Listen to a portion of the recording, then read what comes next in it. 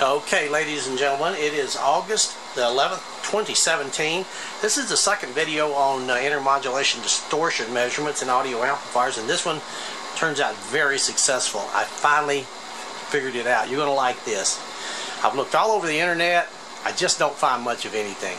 I find a bunch of intermodulation tests in gigahertz amplifiers, where they excite it with like 1 gigahertz and then 1.001 gigahertz, and they do all this kind of fancy stuff, but I'm not interested in gigahertz stuff now, and I can't repeat that because I don't have that level of equipment. But for audio, I do.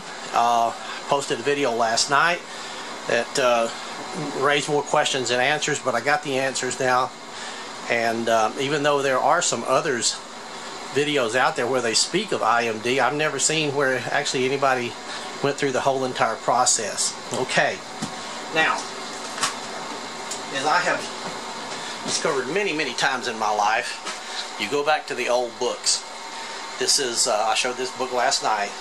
This is the Bible on audio, and you know what? After I read the whole thing, not the whole book, but the whole article on IMD and did it the way he says it works. I'll show you.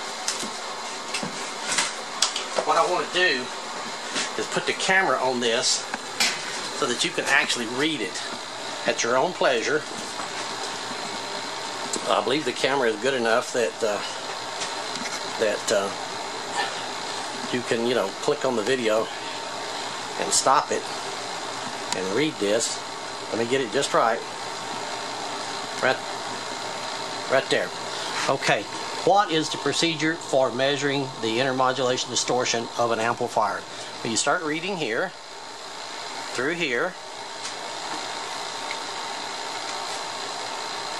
I'll be real steady with it. So it's got a nice steady picture that if you want to click on the video right now and stop it, you can read it without having to listen to me talk. Then we go over here. It's got some charts in here, which may or may not be important. I didn't find them particularly necessary, but they're there, and I believe they can be read from this picture. And then there's some really good stuff over here.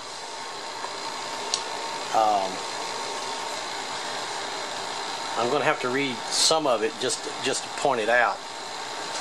Okay, first of all, it goes through here and it speaks of different frequencies. It says for amplifiers with wide frequency range, 40 Hertz and 7 kilohertz are generally used. For medium frequency range, 60 Hertz and 2 kilohertz are used, and for limited frequency range, 100 Hertz and 2 kilohertz are used. So you're not stuck by using just one frequency, one set of frequencies. Also, I've got to interject something here that I remember now. I'll show you that in just one second. If you go down here, if you read on down, they tell you that when you use, let's say, using a 4-to-1 ratio, that's a voltage ratio. Use 4 times the voltage for the lower frequencies as you do for the higher frequencies. That's 12 dB. This one is 12 dB higher than this one. Or if this one's 4 volts, that one's 1 volt. However you want to look at it. For the best signals, the indicated power is multiplied by a factor of 1.47. I remember that now. As I was going to digress here, many years ago, 30-something years ago, I used in my amateur radio hobby a Central Electronics 20A exciter. It was a phasing exciter. And I had to build, and I still have up in the attic, a 2-tone generator. And when you put 2 tones into an amplifier, you don't run the amplifier at its rated average power. It's 1.47 times. So what you do is, like for a, here you go, 1.47. So I got that in there. If I take the reciprocal of that, I get 68.68. It's 68%. So that means that if you're running a 40-watt amplifier, for example, you actually run it, whoops, that's 20. You actually run it at 27.2 watts. And a 30-watt amplifier, 0.68, would be run at, no, let's see, 30.68. 6, 8. It's hard to. We run at 20.4 watts average power. And it all makes sense. Okay, you have to read all the way down to here, where it talks about how may the intermodulation distortion contribute to a repeat coil, blah blah blah. You don't care about that. But anyway, this is good read. This is worth taking the time to read. Okay, now let's get to the measurements. Let's get back over here. Let's do the Mac amp again. The Macintosh amplifiers are my benchmark. I figure they're the ones that's actually going to do what they say they can do. Okay, it's hooked up just like it was. I am using one other instrument here that I have much more confidence in, and that's this Analog Discovery 2 Spectrum FFT device, Spectrum Analyzer if you want to call it that. It has a, sorry for the juggling here, it has a high noise floor, but you can see it. Okay, I'm going to start cranking this thing up. You can see the problem is, this is the 40 hertz down here, and this is the 7 kilohertz up here. It's okay. It's just not going to give us what we think we want. And I'm going to run this thing up. If we remember, we got to run it up to 68% of 40 watts. I have to do this every time. That's 27 watts. Okay, I'm going to run this thing up to 27 watts. I'll show you the output here in just a minute. 27 watts. Look at that. The fact of the matter is, like I say, even though it's not the prettiest display and it does a horrible job down here at low frequencies, that's actually, I have a real confidence in that that is correct. Okay, and here is its IMD right up here. 2.7%. The voltage, the one at the top is the voltage. The power is this right here. I just didn't program the 8903 for power yet. This is 27.42 watts. That's its IMD. And you know what? It's correct. And I know it's correct now. And you know what the problem is? It's the tubes. Well, I was getting those numbers yesterday, and I said, well, that can't be right. That just can't be right. But what if it is right? Well, maybe it is. Well, I'm going to show you. I'm going to stop the camera because these things are hot, and I'm going to switch out the output tubes and some of these tubes. And I'll come right back. Okay, we're back. All I did, I swapped out the output tubes, which is obvious. These are the Muller KT66s. Here's the ones I took out of here. What I took out was, these are GE. These are known as 7581s, which if you look them up, they'll tell you they're like a KT66. They're a hi-fi type tube. So I swapped out the output tubes. I also swapped the tubes that I had in there. I don't want to make this too long. They're right here. I took out a Amperex and a something out of an organ. And here's a Heathkit Mullard. Anyway, this one is a Mullard 10M series. This is a Telefunken. This is the same, I think, RCA, and then this is another Mullard. Okay? And I haven't changed a thing. I just turned it off, unplugged it, put it back in, and now look at what we get. See, there's our 27 watts. Haven't touched a bit of that. And there's our IMD. Makes sense now, doesn't it? You would expect the old Mac amp to do what it says it'll do. And it does. I had bad tubes. And there's its spectral display again. You can see that this array of spectral display up here is considerably less, isn't it? Okay, well that's it. It's just that simple. I'll go over the basics again. I think I documented it properly in the first. Boy, that polarizing filter makes things look a little strange there. That's okay. I'm just going to point this at the lab, and I'll show you what I've done here.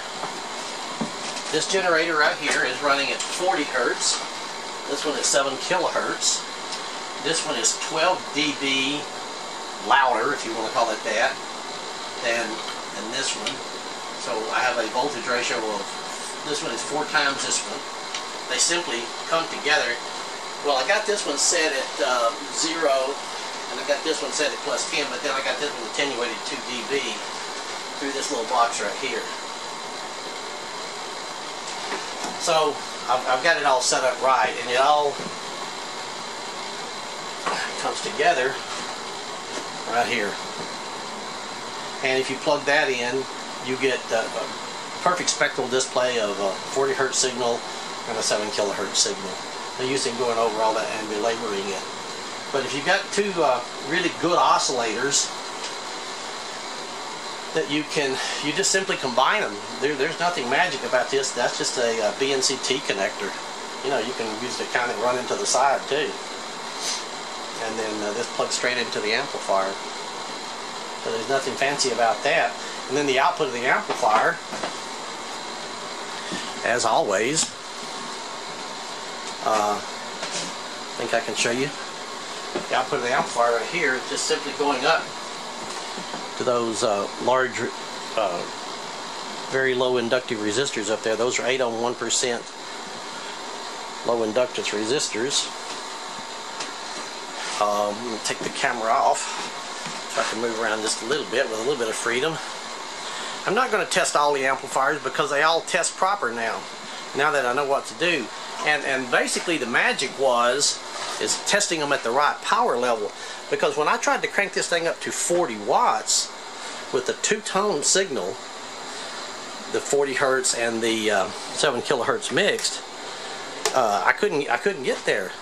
And it took reading the entire article, remembering some old measurements. This one right here does even slightly better. You measure this one at 68% of its average power. Its average power is rated at 30 watts, so you measure that at 68% of that. I've already shown you the math for that. This one I haven't done yet. Maybe I should. Let's measure one more. Let me stop the camera here. Set this one up. This is the 6B4 amplifier. I love the way it sounds, but I'd like to see what its IMD is. It's a good 10 watts, so we'll do 68% of that. That'd be 6.8 watts. Let's see what its IMD is at 6.8 watts. Okay, we're set up for the for this little guy right here. I rated it about 10 watts. It does a good 10 average watts with fairly low THD. Let's just scope in on 2 of them here, and we'll watch these 2. Right there, that's all we need to see. This is power, and this is IMD. When we start cranking it up, get some sort of display here maybe. Yeah, we can ignore that. That's the 1.41 watt, 0.3%. 2 watts. Still not bad. 1% at 3.7 watts. Remember, it's a 10 watter and we're rating it at 68% of that. So let's go up to 5 watts. Let's see, what is it, 5 watts? Well, it's 3% at 5 watts. 6.8. 20%. Okay, well, I guess that's why, well, I guess it is what it is, huh? Yes, it just is what it is. I didn't think it would be quite that high, but here's its spectral display. These, this harmonic profile is pretty high out here. This is 10 dB per. So from here to that one, well, let's see, that's 10. That's not even 20 dB. It's about 20 dB down. The others are, I believe, I measured a while ago, if I remember correctly, they were more like 50 dB down in the Mac. So that is that. Now, here's another question that has to be answered, and I know I'll ask this question and you guys will too before I even shut this thing off. Okay, if its IMD is this, what is its THD? Okay, well, let's do that. Let me set it up.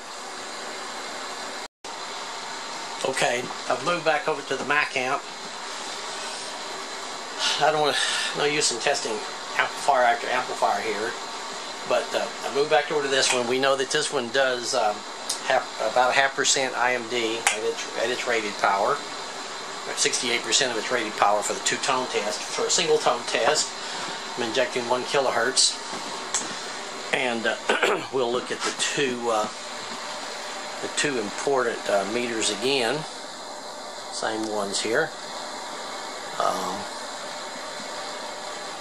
The blue down here is power, average power, and this is THD. Now we'll run this guy up to there's 43. We got there quickly. Then there's 40 watts at about 0.7%. I believe we can see that clear enough in the camera. Dropping ever so slightly.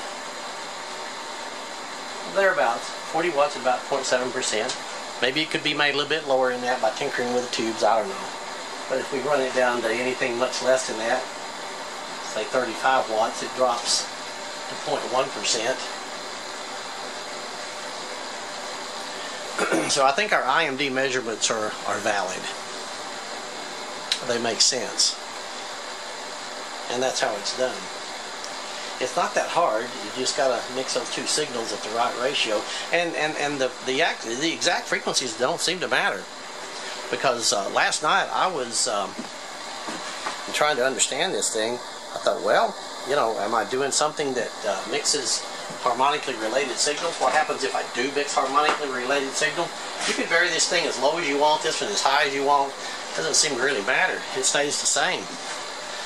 That's why on the side of the old Mac amp it says that IMD is below, is 0.5% or below for any mixture of frequencies between 20 hertz and 20 kilohertz. So there you go. That's my IMD video. Maybe I'll do this little amp right here. I like this one so much. I want to know. It's I'll have to look back at my own video to see what its IMD was, because I didn't write it down. But I think I want to know what its THD was at about 10 watts. Okay, now it's set up. Well, it doesn't actually do 10 watts. It actually only does about 6 well, at 1% THD. Remember, we've gone to THD now, not IMD. It only does about 6 2/3 watts. Right there. 6.66 watts at 1% up here. So we should have rated it at about 70% of 6 watts, 4.2 watts for the IMD. I'm not going to go back and do that again, but it does. Look at the difference in the harmonic profile. A while ago, now we have odd and even. In our THD, we have the odd and even. There's our fundamental, 1 kilohertz. There's 2, 3, 4, 5, 6, 7. We have a completely different kind of harmonic profile from THD to IMD. And I guess for completeness, we ought to really do the little homebrew one. Actually, I believe, if I remember correctly from getting to work on this one again, I believe this one outperforms all of them. Okay, I hope I can do this fairly quick with one take here. I've got this amplifier set up. I'm testing THD right now at 30 watts. I'll show you what that is. It's there's our 30 watts, and our THD is 0.12. I believe you can see that clear enough up there. 0.12% THD, 30 watts average power. And let me zoom back out, and let's do the IMD all in one take here and see what we get.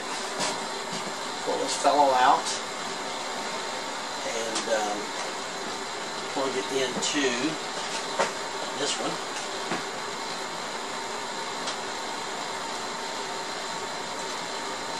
Put our NCRC back on. We have to put this back at 40 hertz. I never did change the level, so I don't have to fool with that. I put this at 4 times times 10. There's our 40 hertz again. And then we put our 501 IMD and plug it back in. We're running at 68%, which is 20.4 watts. So let's scope in on that. We're going to run this guy up to 20.4, and at the same time,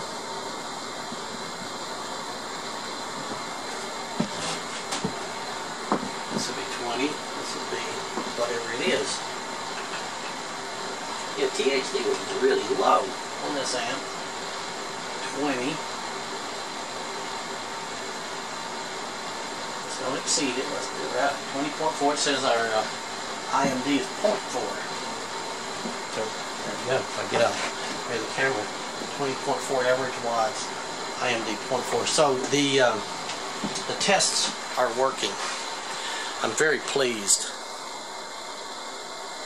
But it took reading the book, it took remembering, it took taking their advice and remembering that a two-tone test, you do not get the same average power out of a two-tone test as you do a single-tone test.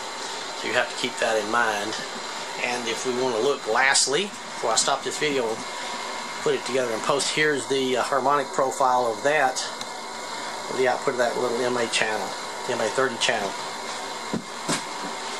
There's its harmonic profile. See, you can see this is 10 dB, 10, 20, 30, 40, 50. It's peaking up to 80, maximum 50 dB down. So those little amplifiers certainly outperform the little 6B4 amp, although I still like the 6B4 amp, and I did make a mistake a while ago testing it a little bit too high, but I'm not going to go back and do that again. So that's 3 amplifiers that we've, at least 2, this one and this one, we've done legitimate IMD tests on, and they've come out to be what we expect. So I think we've done it right, and I've been meaning to do this for quite some time. Thanks for watching. I hope this helps you. Hope you enjoy it. As usual, one more thing. There is one set of tests that we must do, or we will eternally regret. I will eternally regret not doing it. I have put all of the tubes back in this amplifier exactly as it was when I first tested it. So, and we're doing the IMD test again. I want to know if it's what is it when it has a bad IMD profile, and we're actually back to pretty much what we were. Here's our we got to do this, or I'm going to lay awake at night going, damn, I wish I'd have done that. There's our 27 watt. There's our IMD up at 2%. Remember, this is a 40 watt amplifier. This is 68% of 40 watts and all that stuff. There's our IMD up at almost 2 watts, 2%, excuse me. Sometimes it's even higher than that, because I put the original tubes back in. Okay? We say, that's not good. That's 4 times higher than it should be. It shouldn't be over 0.5%. What is its THD? Okay? Okay, here's its profile. I think this right here is just going to answer a lot of questions. That doesn't look like a very whoopie-doo profile to me, do you? Because I don't know, there's something just unstable about it. I mean, look at it pulsing in there. That doesn't look good at all to me. Okay, so this is, if nothing else, you know, IMD versus THD. Which is better? What does one mean? What does the other mean?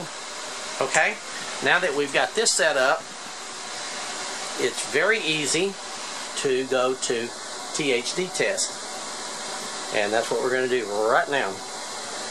There's our 27. Okay, I'm going to get in front of the camera, turn that off, unplug that, put this in THD, take this one off,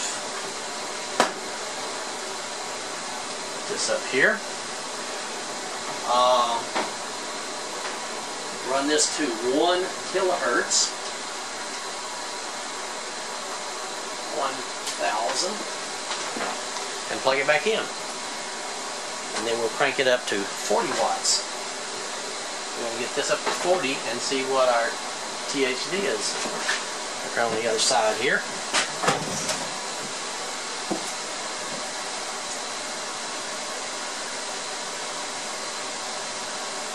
40.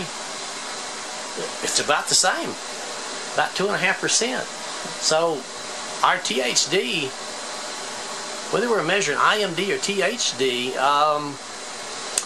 they come out to be similar similar values. I see that now. I've never done this before. So if your THD is bad, your IMD will probably be just about as bad. In this case, the THD is actually a little bit higher. Well, you know, there's discussions about which is which and what is what, and okay. And look at this guy over here. I'm not going to put the new tube back in. We've already got this thing documented for good. There's its harmonic profile. There's some pretty hefty harmonics in there.